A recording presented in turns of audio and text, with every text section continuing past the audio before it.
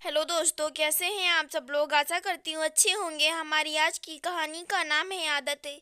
पापा जी, आज दोपहर के खाने में क्या बनाऊं? अर्पिता ने अपने ससुर जी से पूछा। जो मर्जी हो वो बना लो। अशोक जी बोले, पापा जी मटर पनीर बना लूं? मुझसे ये सब्जियां नहीं खाई जाती। उड़द की दाल बने बहुत दिन हो गए, तो उड़द की दाल और गोभी आलू की सब्जी बना ले। अशोक जी ने कहा। यह सुनकर अर्पिता मन ही मन सोचती हुई रसोई की तरफ चल दी। हर दूसरे दिन उड़द की दाल बनती है। अब तो मन भी नहीं करता दाल खाने का। अन्नू तो बिल्कुल नहीं खाएगी आज ये दाल। अन्नू के लिए पनीर की सब्जी बना लेती हूँ। जब अर्पिता ने सबका खाना लगाया तो अन्नू की प्लेट में पनीर की सब्जी देखकर अशोक जी बोले, बहू ये पनीर की सब्जी कहाँ से आई?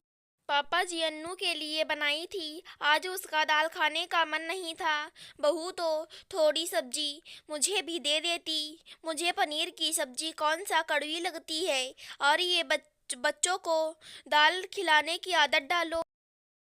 अर्पिता ने कुछ जवाब नहीं दिया और थोड़ी सब्जी ससुर जी को भी दे दी। अर्पिता सोच रही थी, हमेशा यही होता है। अगर मैं अपनी पसंद की कोई सब्जी बनाने को कहती हूँ तो ससुर जी मना कर देते हैं, और जब मैं अलग से वो सब्जी बना लेती हूँ तो फिर वो सब्जी जरूर खानी है। अर्पिता की सास का देहांत तो हुए बहुत समय हो गया, तब से वही अपने ससुर का पिता से बढ़कर ख्याल रखती है। लेकिन शुरू से ही उसके ससुर की आदत है, खाने में जो भी अर्पिता बनाने के लिए कहेगी वो बोल देंगे ऐसी सब्जी मैं नहीं खाता, और अपनी पसंद का खाना बनवाएंगे। फिर अर्पिता वही सब्जी अपने लिए या अपनी बेटी अन्नू के लिए बना लेगी, तो फिर गुस्सा करते हैं कि मुझे नहीं दी, जबकि अर्पिता तो पहले उनसे ही पूछती है। कुछ दिन बाद अर्पिता का जन्मदिन था तो घर के सब लोग डिनर के लिए होटल में गए। अर्पिता के देवर मयंक और बच्चों के लिए सूप ऑर्डर कर दिया।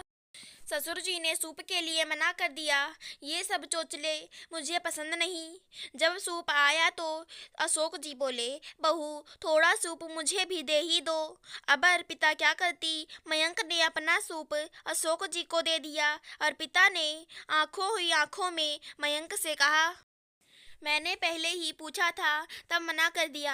मयंक ने भी इशारे से कुछ बोल ना पाने की असमर्थता जताई। सही बात है, वो कह भी क्या सकता था। फिर थोड़ी देर में खाने का ऑर्डर दिया तो अनु बोली, मम्मी मैं तो चाउमीन और पनीर टिक्का खाऊंगी। देवर ने भी अपनी पसंद बता दी। अशोक जी बोले, मुझसे तो ये सब खाया नहीं जाएगा। मुझे तो दाल तड़का, कढ़ाई पनीर और रोटी मंगा लो। अब अर्पिता ने सबकी पसंद का खाना ऑर्डर कर दिया और अपने लिए भी दाल मखनी, दाल दम आलू और नान ऑर्डर किया। जब डिनर आया तो फिर अशोक जी ने आदत के मुताबिक चाउमीन और पनीर टिक्का भी लिया और दाल मखनी दम आलू भी लिया। अब नतीजा यह हुआ कि जो अन्नू और अर्पिता की पसंद का खाना था वो तो सब ने ले लिया, और अर्पिता के हिस्से में फिर वही दाल तड़का आ गई। अब तो अर्पिता का दिमाग खराब हो गया। उसका खाना खाने का मन नहीं हुआ और वो बिना खाना खाए वापस आ गई।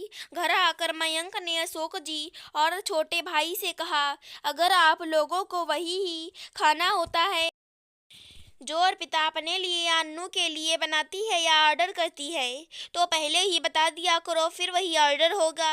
बाद में उसको आपकी पसंद का खाना खत्म करना पड़ता है, क्योंकि वो खाना फेंका तो जाएगा नहीं। पहले तो आप ये कह देते हो कि ये चोचलेबाजी हमें पसंद नहीं, फिर वही चोचलेबाजी आपको पसंद आती है। अगर आपको उसकी पसंद अच्छी लगती है तो उसे मानने में क्या दिक्कत है।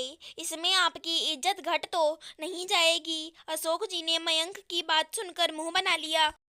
बोले, बहू ने सिखाकर भेजा है, अपने बाप के खाने पर उंगली उठा रहा है। मयंक को पता था कि उन दोनों को कहने से कुछ फायदा नहीं। धीरे धीरे मयंक ने अर्पिता के साथ अपने पापा को बाहर होटल ले जाना बंद कर दिया।